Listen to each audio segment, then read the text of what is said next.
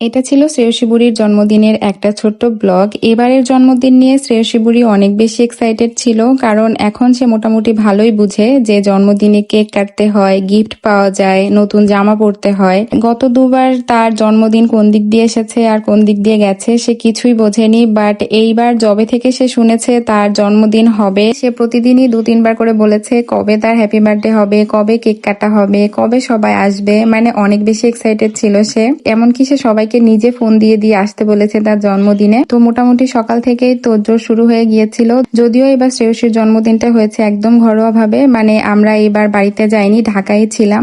তো একদম নিজেরাই আমরা জন্মদিনটা পালন করেছি। শুধুমাত্র তার ঠাম্মা, দাদা আর ছোট মামা এসেছিল। তারপরে শ্রেয়সী অনেক বেশি আনন্দ করেছে এবারের জন্মদিনে। তো এখানে তার জন্মদিনের ডেকোরেশন চলছে। আমি ভেবেছিলাম জন্মদিনের ডেকোরেশনটা পুরোটাই বাসায় করব, মানে বিভিন্ন কালারফুল কাগজগুলো দিয়ে, বাট শেষ পর্যন্ত পুরোটা কমপ্লিট করে উঠতে পারিনি। তো এদিকে দেখো তার ঠাম্মা বানাচ্ছে লুচি, আর আমি আগেই পায়েস রান্না করে রেখেছিলাম। তো আমি না পায়েস রান্না করছিলাম আর ছোটবেলার কথা মনে পড়ছিল। মানে ছোটবেলায় যখন আমার জন্মদিন হতো, মানে ছোটবেলায় না, বিয়ের আগে যখন জন্মদিন হতো তখন মা এরকম পায়েস রান্না করে বাটিতে বাটিতে তুলে রাখতো, আর যে বাটিটা দেখতে সব থেকে সুন্দর সেই বাটিটাই দিত আর কি আমাকে। তো আমারও সেই কথাটাই মনে পড়ছিল যে এখন আমি আমার মেয়ের জন্য পায়েস রান্না করছি তার জন্মদিনে। আর এই যে আমাদের বার্থডে গার্ল, আমি ভেবেছিলাম যে শ্রেয়সীকে আগে রেডি করে দেব, তারপর তার কিছু ছবি ভিডিও করে তারপর আমরা রেডি হব। বাট সেদিন এত গরম পড়েছিল যে আমরা সবাই রেডি হয়ে তারপর তাকে রেডি করেছি। তো আমরা তাকে বলেছিলাম তার জন্মদিনে সে কি জামা চাই, সে বলেছিল একটা লাল রঙের জামা চাই। যদিও তার জামা কাপড় সম্পর্কে কোনো আইডিয়াই নেই,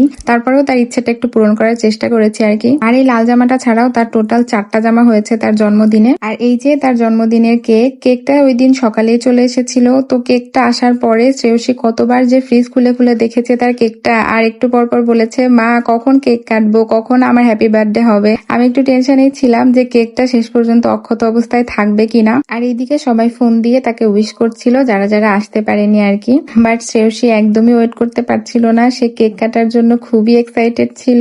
এরপর একে একে ছবি তোলা আর ভিডিও করার পর্ব শেষ হলো, পরে হচ্ছে কেক কাটার পালা। এতদিনের অপেক্ষার অবসান হলো। আমরা সবাই হাতে তালি দিয়ে তাকে উইশ করছিলাম আর সে কেক কাটছিল, সে তো খুবই খুশি ছিল। তারপর কেক কাটা শেষে হচ্ছে কেক খাওয়ার পালা। একে একে সবাই শ্রেয়সীকে কেক খাইয়ে দিচ্ছিল, আর এখন তো শ্রেয়সী অনেক বড় হয়ে গিয়েছে, সেও সবাইকে কেক খাইয়ে দিচ্ছিল। আর এইদিকে সবার থেকে কেক খেতে খেতে তার পেট ভরে গিয়েছে। তো তার দিদি তাকে কেক দিচ্ছে, সে বলছে যে না আর খাবো না, আমার পেট ভরে গিয়েছে। তো দেখতে দেখতে আমার শ্রেয়সীর 3 বছর পার হয়ে গেল। সবাই ওর জন্য আশীর্বাদ করবা, ও যেন এইভাবে আনন্দের সাথে অনেকগুলো জন্মদিন কাটাতে পারে।